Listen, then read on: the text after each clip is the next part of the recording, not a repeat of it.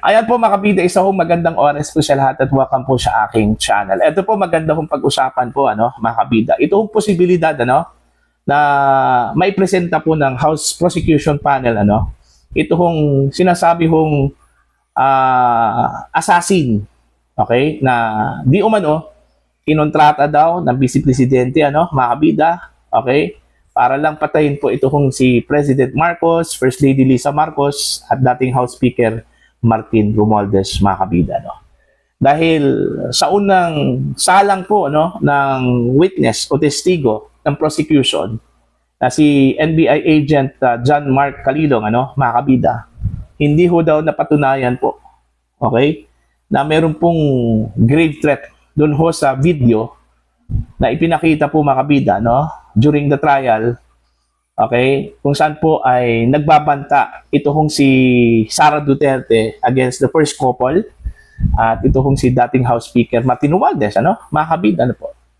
Okay? Ang pinakamatindi at mabigat daw na witness o testigo at ebidensya po ng prosecution kung masisecure po nila ito hong sinasabi hong alleged assassin. Okay? Kung makuha po nila ito at gawing witness, iprepresenta po mga kabida sa impeachment trial, yun daw yung mabigat, mga kabida. Sabi ho ng mga eksperto. Ngayon, for the sake of discussion, mga kabida, meron po silang na-identify, okay, na sinasabi hong alleged assassin po, mga kabida. Kasi, yung ang si Mary Grace Piatos po, mga kabida, kabilang po sa kanilang listahan, na kanilang iprepresenta bilang witness. So, meron pong posibilidad na pati rin itong alleged assassin po na kinontrata ni VP Sara, okay, pwede din nilang malocate ito, okay, ma-identify, at saka may presenta bilang witness, mga kabida. Okay? Now, dito ho tayo sa article ni Attorney Anthony Ludalvi Vista, mga kabida. Kasi, for the sake of discussion, na makuha po nila itong assassin na ito. Okay, ang tanong kasi dito, sa kanyang article, the alleged assassin's testimony would not prove grave threats. Okay, yun yung titulo po, mga kabida, ng article po ni Attorney Anthony Ludalvi Vista. Kung sakaling man po, ma-provide po nila mga kabida itong alleged assassin, okay, yung testimony daw ng assassin na ito ay hindi ho mapapatunayan na mayroon pong grave threat na binitawan ito kung si Vice President Sara Duterte, mga kabida. Okay? Eto, babasahin ko muna ito hong first part ng kanyang article, mga kabida. At dumiretso ho tayo doon ho sa tanong, mga kabida, kung ang kanilang ipepresenta ba na alleged assassin, yun ba talaga yung assassin na kinontrata po ng Vice Presidente, mga kabida, po. Madami raw pagdadaanan na problema ito kung prosecution daw, mga kabida, po. Sabi ho ni Attorney Vista. Eto, the first week of the Senate impeachment trial has ended. The prosecution began presenting evidence on Article 4 of the Articles of Impeachment, which concerns the alleged grave threats and assassination plan involving Vice President Sara Duterte. Ayan. The charge arose from her public statement that she had spoken to a person and instructed him that if she were killed, he should kill President Ferdinand Marcos Jr., First Lady Lisa Araneta Marcos, and former House Speaker Martin Romualdez. During the proceedings, the prosecution presented video recordings of the Vice President's statements. It called an official of the National Bureau of Investigation to identify and authenticate the recordings. The prosecution argued that the statements were serious because they came from the Vice President, who is the country's second highest elected official and the constitutional successor to the President. The prosecution has not yet finished presenting its evidence on Article 4. The trial is scheduled to continue on July 13. Ngayong araw po, mga kabida. 14 and 15, 2026. The prosecution has announced that it will present NBI official Jeremy Lotok on July 13, former Office of the Vice President, Chief of Staff Zulaika Lopez on July 14, and Captain Belinda Bello on July 15. The person allegedly instructed to carry out the killings has not yet been publicly identified as one of those three scheduled witnesses. However, the prosecution may later present the person whom it will describe as the alleged assassin. Ayon. So, gaya ng sinabi ko po, granting for the sake of discussion. Meron po silang na-locate, meron po silang na-identify, mga kabida, na sinasabi hong alleged assassin na kinontak daw ni VP Sara para patayin itong first couple at si former House Speaker Martin Romualdez. Dito ho tayo, mga kabida, sa tanong. Okay?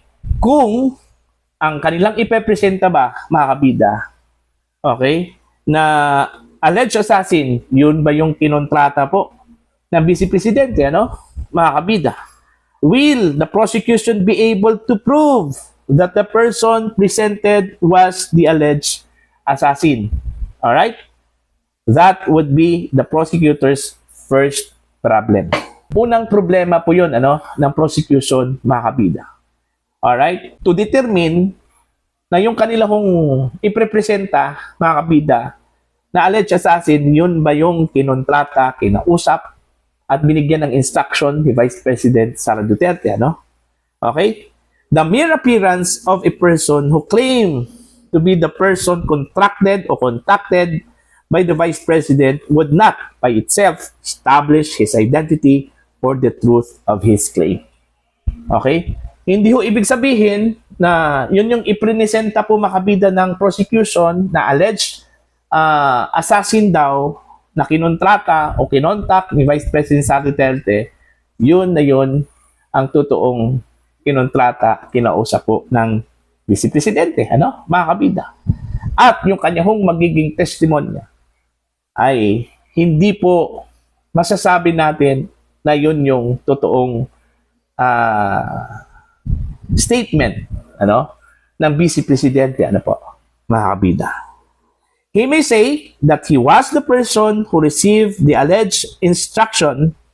The prosecution would still have to prove that he was indeed the same person to whom the Vice President was referring. Okay? Kasi sa totoo lang po, mga kabida, ang nakakaalam lang talaga kung sino yung kinontrata po niya, na assassin, ito hong si VP Sara lang po. Wala na pong iba, mga kabida. Kasi sikreto po yun eh. Okay? Do you think meron pong ibang tao na nakakaalam po doon? Kung totoo man po yun, Dahil sa palagay ko po, bluff lang po yun eh, Maaring bluff. Okay? Yung kanyang sinabi na meron daw siyang kinontak na assassin, mga kabida. Alright? Maaari ding totoo yun, mga kabida na po. Okay? So, kailangan mo ng suriin po ng prosecution na talagang yung kanila kung iprepresenta, kung meron man po silang iprepresenta, mga kabida, na alleged assassin, ay yun yung totoong assassin na kinausap po ng Vice Presidente. Baka magmukhang tanga lang po, mga kabida, ito kung alleged assassin na kanilang iprepresenta po, mga kabida. Mahirap kasi kung magprepresenta sila ng ibang tao, okay, na coach, mga kabida, yung kanilang witness, mga kabida na po. Yun yung malaking problema po ng prosecution po dito, Alright?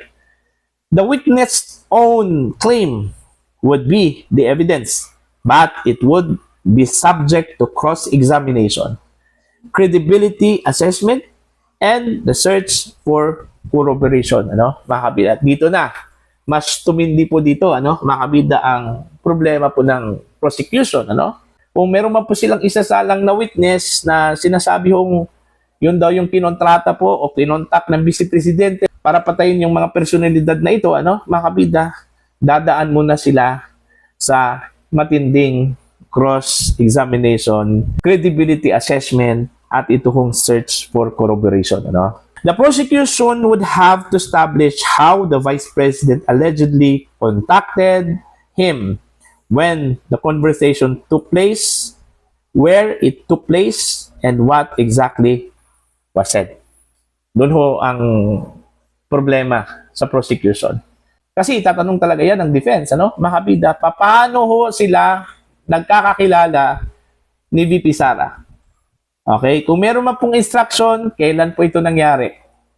At saan po ito naganap, mga kabida, Yung mga ganun eh. Alright? At possibly, hahanapan po ng mga traces ng phone contacts.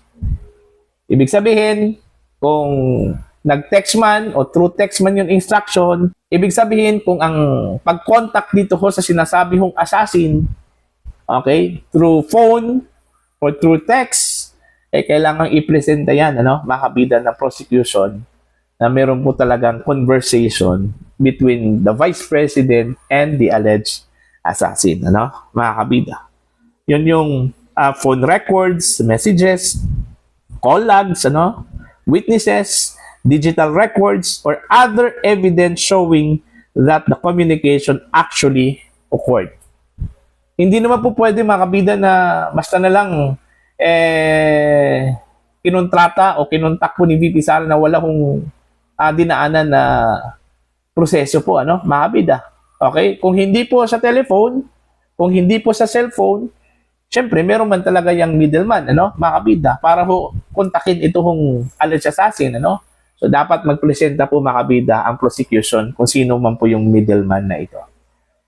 Alright? So, mahirap, mga kabida, Okay? Kasi yun lang po yung tanging paraan po, mga kabida, para ho mapalakas yung kaso po nilang grave threat, mga kabida, laban ho kay Vice President Sara Duterte, The defense would be entitled to ask whether the witness had a motive to fabricate, whether he had been offered any benefit, whether his statements were consistent, and whether his account was supported by objective evidence.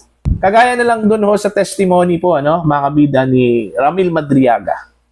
Okay, sinasabi ho niyang kakilala daw sila ni VP Sara, close-in bodyguard daw siya ni VP Sara, okay, magkaibigan daw sila ni Digong, okay? Pero ang ipinakita lang po niya, mga kabida, na supporting evidence na talagang meron po silang relasyon po sa mga Duterte, yung pictures lang po. Okay? Wala naman lang corroboration statements mula sa mga personalidad na malapit po sa Vice Presidente at saka kay dating Pangulong Rodrigo Roa Duterte, mga kabida, po? Pwede ba yun? Okay? Ipepresenta mo lang yung pictures na kasama mo si Digong, kasama mo si VP Sara, mga kabida. Ganon din yon dito ho sa kaso po ng Vice Presidente na grave threat. Okay? Kung meron man pong ipresenta po itong prosecution na alleged assassin, kailangan ho meron pong corroborative evidence, mga kabida, o statements. Okay? Coming from the people na kakilala po, mga kabida, itong alleged assassin. Okay? Kung walang maipresenta, wala. Mahina po ang kaso, At baka lalabas po, mga kabida, na inontrata din itong alleged assassin ng prosecution, mga kabida, po. O baka yun yung magiging interpretasyon po doon. Alright? So, para sa akin, medyo mahaba-haba itong article po ni Attorney Vista, pero para sa akin, okay, mga kabida, mahirap pong patunayan, okay, na meron pong grave threat yung sinabi po ni Vice President Sara Duterte. Kasi unang-una po, conditional threat lang po yun. At saka mangyayari lang po yun, mga kabida, yung threat na yun, napapatayin daw si Pangulong Marcos, First Lady at saka former House Speaker kung mamatay ito kung si Sara Duterte, ano, mga kabida, ano po. Okay? Kung buhay na buhay po ang Vice Presidente, safe na safe po, mga kabida, ito kung si PBBM, First Lady at former House Speaker. So walang krimen po, ano, na mangyayari po, ano, mga kabida, ano po. Okay? Conditional yon. Iba yon, mga kabida, sa conditional na, halimbawa, bigyan mo ako ng pera. Kapag hindi mo ako bigyan ng pera, papatayin kita. O, iba po yon. Kasi yung sinabi po ng crime offenders, mga kabida, na bigyan mo ako ng pera ngayon. Kapag hindi mo ako bigyan ng pera, papatayin kita ngayon. So, meron pong imminent danger doon ho sa pinagsabihan po, ano, mga kabida. Diba? So, ang mangyayari po, bibigyan talaga niya ng pera yung offender, ano, yung suspect, mga kabida. Ano? Diba? Kung hindi, patayin po siya. Pero, iba dito kay Sara Duterte. Kailangan muna siyang mamatay bago po mangyayari ito kong krimen, ano, mga kabida, ano po. And do you think, hayaan po ni Sara Duterte na siya po ay mamatay? Okay? Di ba? Hayaan po niya na siya po ay magpapakamatay? Hindi. Malabo po yun. Okay? Malabo po yun, mga kabida, no? So, hindi talaga mangyayari yung krimen na yun. Okay? Hanggat buhay na buhay po, ito kung si Sara Duterte, no? Mga kabida. Kaya nga, sinabi po ni Attorney Vista, mga kabida, kahit na po, okay, meron pong ipresenta po, mga kabida, na testigo, ito kong prosecution, na sinasabi hong alleged assassin po, ano, ni Vice President Sara Duterte, marami ho silang problemang pagdadaanan ang prosecution. Bago po nila, okay, mapatunayan, mga kabida, na totoong meron pong kinontrata si Sara Duterte at yun yung sinabi po ni Sara Duterte sa assassin. Okay? At imposible din yon na mangyayari. Dahil gaya ng sinabi ko po kanina, mga kabida, ang nakakaalam lang po kung totoo man po yung sinabi ni Sara Duterte na meron po siyang kinontak, kinausap, kinontrata na assassin, ano, mga kabida, para patayin lang po itong si Pangulong Marcos, First Lady, at saka former House Speaker Martin Romualdez, ay si Sara Duterte lang po, mga kabida. Wala na pong iba. Okay? Baka siguro, yung Panginoon, ang Diyos, alam po niya yon, ano, mga kabida, o di kaya, ito kung si demonyo, mga kabida, ano po. Diba? Oh. Pero as tao, okay, wala kong ibang nakakaalam po doon, ano, kung totoo man po yun, na meron po siyang kinontract. Okay? Dahil, gaya na sinabi ko po kanina, sa palagay ko lang po, ano, mga kabida, hindi po yun totoo. Bluff lang po yun ng Vice Presidente, ano, mga kabida, ano po. Kahit na po sinabi po niya na hindi po siya nagjo-joke. Okay? Sa tingin ko po, wala po siyang criminal intent, mga kabida, na patayin ito kong first couple at former House Speaker Martin Romualdez. Okay? Kasi, kung meron man po, sana hindi niya ginamit yung conditional threat, mga kabida.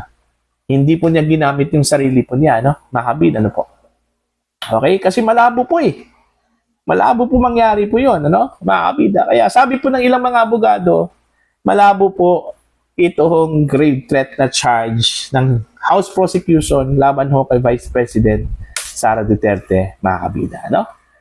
So, opinion ko lang po ito, hango po sa aking pagkakaintindi, ano, mga kabida, dito ho sa article ni Attorney Vista. Alright?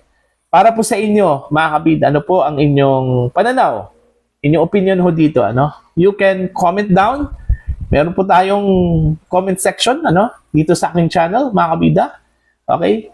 Sa mga hindi pa po subscriber po sa aking channel, please subscribe. Just click the subscribe button, click the notification bell, click all para updated po kayo, mga kabida, sa aking mga uploads. Maraming salamat po sa inyo lahat.